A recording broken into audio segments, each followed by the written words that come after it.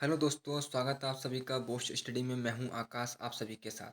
उम्मीद करता हूं कि मैंने आपको कल जो पढ़ाया था वो आप पढ़कर आए होंगे।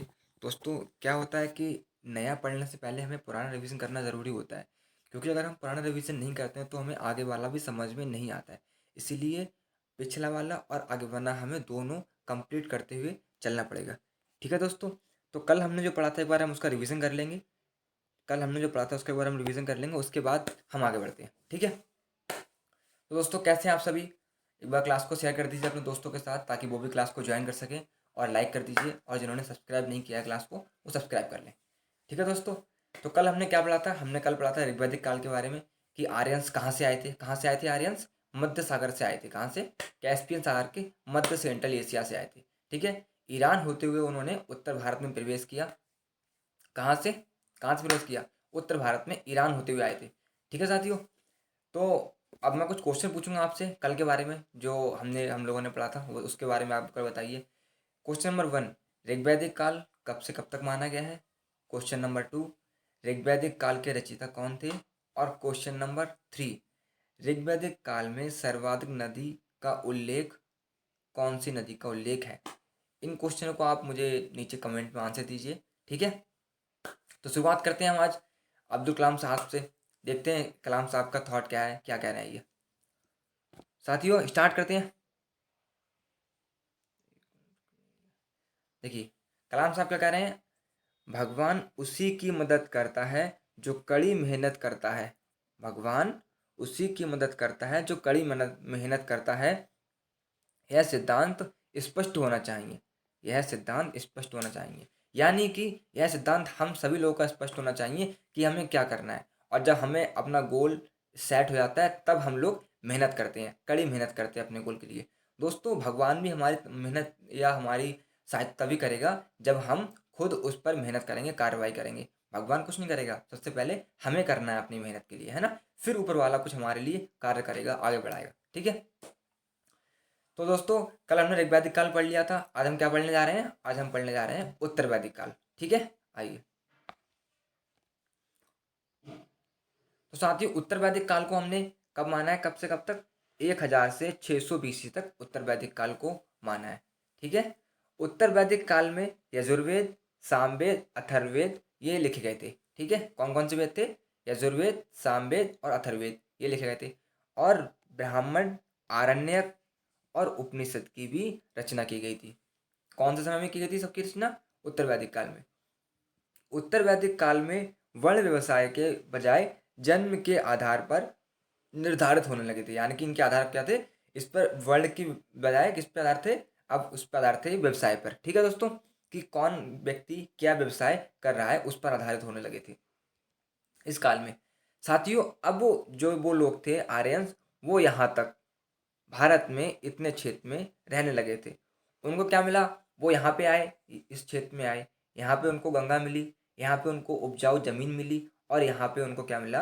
यहाँ से ही उनके लिए लोहा, जिसे कहते हैं ना लोहा, आयरन युग, तो लोहे की प्राप्ति हुई थी। लोहे की खोज उन्हें कहाँ हुई थी? वो इसी जगह पे हुई थी। तो साथ ही उन्होंने यहाँ पे रहना, वो अब यहाँ स्थिर हो गए थे, सेटल हो गए थे, क्योंकि उन्हें क्या चाहिए था? जमीन चाहिए थी उपजाऊ, जो उनको मिल चुकी थी। उन्हें जल चाहिए था कृषि खेती करने के लिए, जो उन्हें गंगा से मिल रहा था। तो इसलिए वो यहाँ पे सेटल हो गए थे। ठीक है साथियों, ये मैप एक बार आप याद कर लीजिएगा कि यहाँ इतने क्षेत्र में वो सेट हो गए थे। दोस्तों देखते हैं इनका राजनीतिक संगठन कैसा रहा उस समय। कैसा इनका राजनीतिक संगठन रहा? देखिए, सम्मेलन द्वारा बड़े राज्यों ने महाजनपद का गठन किया। जो बड़े बड़े राज्य बने उनसे क्या बना? एक महाजनपद बना। उत्तर वैदिक काल में राज्याभिषेक के समय राजसूय यज्ञ का अनुष्ठान किया जाता था। किसका? राजसूय यज्ञ का अनुष्ठान किया जाता था। घोड़े की बलि अश्वमेध दी जाती थी, इसे क्या कहते थे? अश्वमेध यज्ञ भी कहते थे। समति और समा का महत्व कम हो गया था। जो पहले समितियां और सभा होती थी वो कम हो गई थी, और घोड़े की बलि दी जाने लगी। बड़े बड़े राजा महाराजा क्या करते थे? अपने घोड़े को यज्ञ करने से पहले छोड़ दिया करते थे, इसे कहते थे अश्वमेध यज्ञ। अगर उनके घोड़े को कोई पकड़ लिया करता था तो उसे उस राजा से युद्ध करना पड़ता था जिसका ये घोड़ा होता था। ठीक है साथियों, वर्ण व्यवस्था प्रचलित हो गई थी। समाज को चार भागों में बांट दिया गया था। कितने भागों में? अब समाज को अलग अलग सांप्रदाय समाज के बना दिए गए, उसमें जातियां बना दी गई। ब्राह्मण, क्षत्रिय, वैश्य और शूद्र। अब कौन थे ब्राह्मण और क्षत्रिय और वैश्य और शूद्र, मैं बताऊंगा अभी आपको, ठीक है। ब्राह्मण और क्षत्रिय को उच्च स्थान दिया गया था, यानी कि सर्वोच्च स्थान, वो उच्च कोटि के लोग माने जाने लगे, ठीक है। महिलाओं को अब पुरुषों से कम और अनेक उनके अधीन माना जाने लगा, यानी कि जो पहले थीं, जो महिलाएं सिंधु सभ्यता में थीं या ऋग्वैदिक काल में थीं, जो पुरुषों के समान थीं और उनके साथ ही कार्य कर रही थी, उनके बराबर ही उनको समानता मिल रही थी। लेकिन अब धीरे धीरे क्या हो रही थी, उनके अधिकार उनसे छीन लिए जा रहे थे और उनकी समानता को अब कम कर दिया जा रहा था, ठीक है, उत्तर वैदिक काल में। अब वह राजकीय कार्यों में भाग नहीं ले सकती थी। यहाँ पे उत्तरवादी काल में क्या होता है साथियों, बाल विवाह प्रारंभ हो गया था। क्या हो गया था, बाल विवाह का भी प्रारंभ हो गया।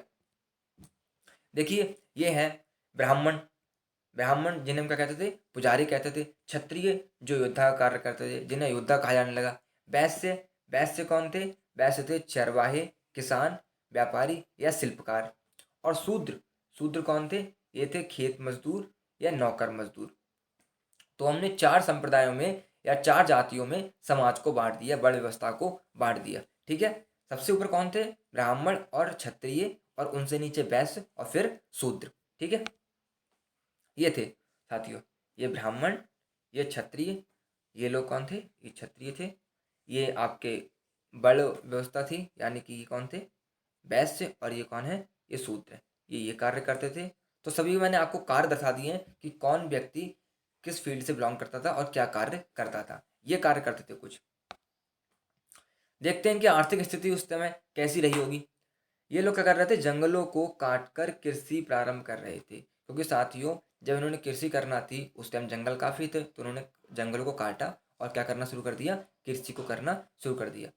कृषि मुख्य व्यवसाय थी इनकी, और उसमें क्या करते थे ये, जौ, चावल और गेहूं की खेती करनी इन्होंने शुरू कर दी थी। आंतरिक व्यापार के साथ साथ विदेशी व्यापार भी व्यापक हो गया। कौन सा व्यापार, यानी कि विदेश, देश में तो करते ही थे, अब विदेश में भी व्यापार ये लोग करने लगे थे। समुद्र के रास्ते भी व्यापार हुआ था उस समय।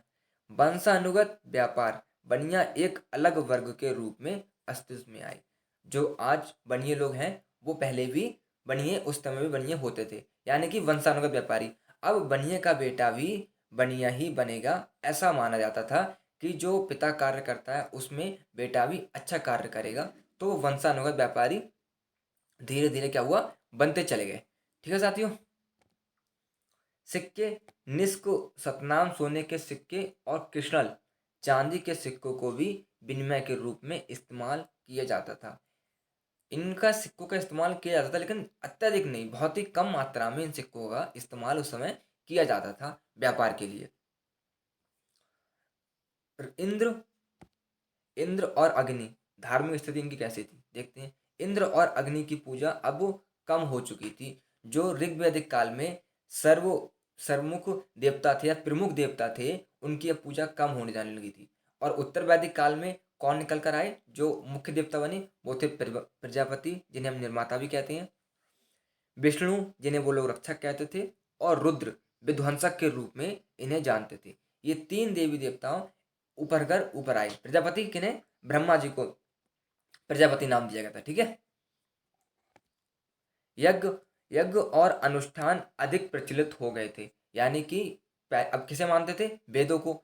और वेदों में क्या होता था, यज्ञ और अनुष्ठान की अधिक महत्वता थी। आज भी हम लोग क्या करते हैं, यज्ञ कराते हैं जब घर में कोई संकट आ जाता है या कुछ हमें कुछ प्रॉब्लम हो जाती है, तो हम अगर उभर नहीं पाते हैं आज भी, आज के समय में भी, तो लोग अपने घरों में क्या कराते हैं, यज्ञ कराते हैं। पुरोहितवाद एवं वंशानुगत पेशा बन गया। उन्होंने अनुष्ठानों और बलिदानों के नियमों को निर्धारित किया, यानी कि बलिदान दिए जाने लगे। और पुरोहितवाद यानी कि अब कार्य बांट दिए गए कि दर्जी का बेटा ही दर्जी बनेगा, मोची का बेटा मोची बनेगा, यानी कि जो पिता जो कार्य कर रहा होगा वही अब क्या करना पड़ेगा, बेटे को। ऐसा उस समय माना गया कि अगर जो कार्य पिता कर रहा होता है और बेटा और शुरू से उस कार्य को देखता होता है, तो उससे अच्छा, उससे बेहतर कोई नहीं कर पाएगा। इसीलिए तो राजा का बेटा राजा बनता जा रहा था उस समय, और मोची का बेटी मोची, चाहे फिर मोची का बच्चा कितना भी या दर्जी का बच्चा कितना भी योग्य क्यों ना हो, लेकिन वो राजा नहीं बन सकता था उस समय। बलिदान और अनुष्ठान की प्रतिक्रिया अधिक होने के कारण बौद्ध और जैन धर्म का उदय हुआ।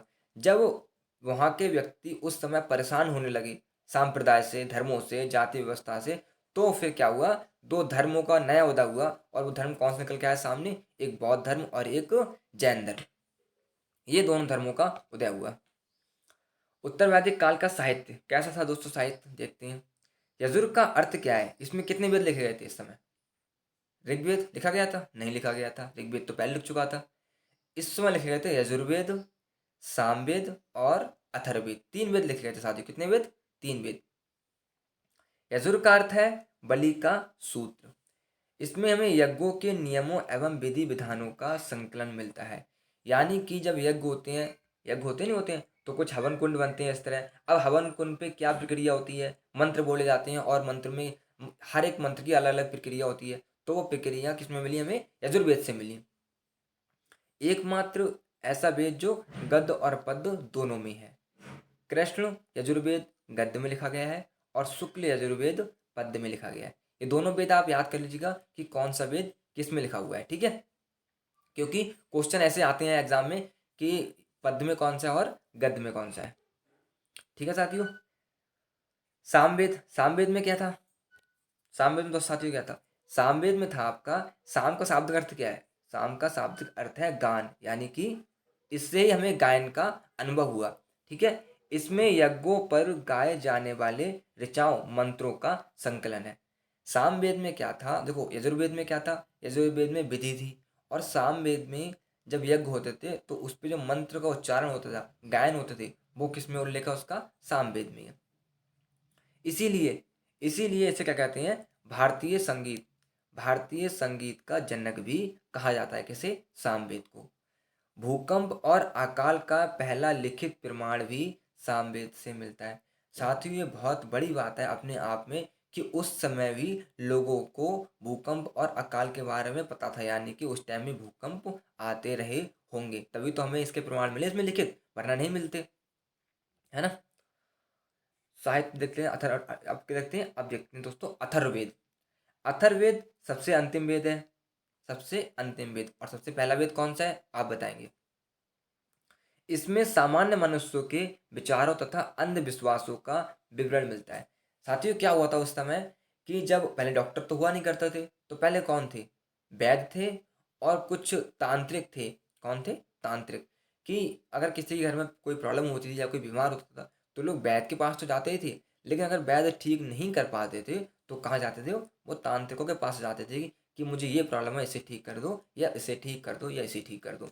तो क्या होता था, उस समय अंधविश्वास काफी फैल गया था, क्योंकि शिक्षा किसी के पास नहीं थी, उपनिषद कोई पढ़ना नहीं चाह रहा था, सब लोग क्या पढ़ रहे थे? वेद। और वेदों में तो साथियों यज्ञों के बारे में लिखा हुआ था, ठीक है। और जादू टोना के बारे में कह रहे हैं ना अथर्ववेद, कुछ मंत्र और जादू टोने का भी वर्णन किससे मिलता है? अथर्ववेद से मिलता है। तो अथर्ववेद में जादू जादू और टोने का भी वर्णन है। इसीलिए क्या हुआ था कि हम लोग उस समय इतने विकसित नहीं हो पाए थे, ठीक है। साथियों एक चीज और, ये वाला नोट आप देख लीजिए कि पहले तीन वेदों को क्या कहते हैं? वैदत्रीय। क्या कहते हैं? वैदत्रीय के रूप में भी जाना जाता है। कौन से को? पहले तीन को। और पहले तीन कौन कौन से हैं? ऋग्वेद, यजुर्वेद और सामवेद, ठीक है। कौन कौन से? फिर से बोलो एक बार। ऋग्वेद, यजुर्वेद और सामवेद, इन्हें क्या कहते हैं? वैदत्रीय कहते हैं, ठीक है। साथियों आते हैं ब्राह्मण। कौन ब्राह्मण? ब्राह्मण गद्य में पाठ का एक रूप है जो वेदों के भजन की व्याख्या करते हैं। उस समय जो वेद का गायन करते थे या वेद पढ़ते थे तो वो कौन पढ़ते थे? वो ब्राह्मण पढ़ते थे। कौन पढ़ते थे? ब्राह्मण।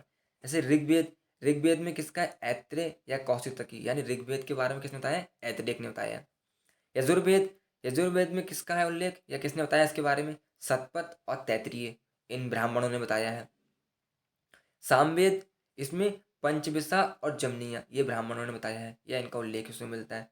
अथर्ववेद, गोपथ, किसने? गोपथ ब्राह्मण ने इसका बारे में बताया है। अब साथ ही आते हैं उपनिषद। ये सबसे अपडेटेड या हम कहें मॉडर्न, या आज भी हम लोग इन्हें पढ़ते हैं। तो ये उपनिषद उस समय जब आए थे तो सबसे मॉडर्न लेवल के थे ये, ठीक है। उपनिषद, उपनिषद को वेदांत के नाम से भी जाना जाता है। किस नाम से? वेदांत की। और इनकी कितनी संख्या है? उपनिषदों की कुल संख्या 108 है। कितनी है? उपनिषदों की कुल संख्या 108 है। सत्यमेव जयते का उल्लेख मुंडे उपनिषद से हुआ है। कहाँ से हुआ है? सत्यमेव जयते का उल्लेख मुंडोक उपनिषद से हुआ है साथियों। कहाँ से हुआ है? और ये सत्यमेव जयते, ये है ना। और ये कहाँ पे स्थित है? ये सारनाथ में स्थित है, हमारे उत्तर प्रदेश में। कहाँ पे? उत्तर प्रदेश में सारनाथ पे स्थित है। यहाँ पे देखिए 3 जानवर तो ये हैं और 4 जानवर है। कौन कौन से? वेल। कौन कौन से? वेल। बी, ई, एच और एल। बी से क्या है साथी? साथियों बी से क्या है? बताइए, कमेंट कीजिए, बी से क्या है? बी से है बुल। क्या है? बुल। ई से एलिफेंट, जो यहाँ पे दिख नहीं रहा। एस से क्या है? हॉर्स। क्या चीज़ है? एस से हॉर्स। और एल से लॉइन। क्या चीज़ है? एस से? एल से लॉइन। तो साथियों मुंडोक उपनिषद से हमने लिया, उस समय हमने क्या लिया था? ये लिया था। ठीक है, तो साथियों आज की क्लास हम यहीं पे कंप्लीट करते हैं और कल आप इसे कंप्लीट करके आइएगा, क्योंकि कल हम क्या पढ़ेंगे? कल हम इनका अब टेस्ट करेंगे। ठीक है, तो साथियों क्लास को एक बार शेयर कर दीजिए, लाइक कर दीजिए, और जिन्होंने सब्सक्राइब नहीं किया है सब्सक्राइब कीजिएगा। बाकी कल मिलते हैं। कल अपनी पढ़ाई कर लीजिए, कंटिन्यू कंटिन्यू अपनी पढ़ाई रखिएगा, जिससे कि आपका टेस्ट और अच्छा हो। ठीक है, चलते हैं।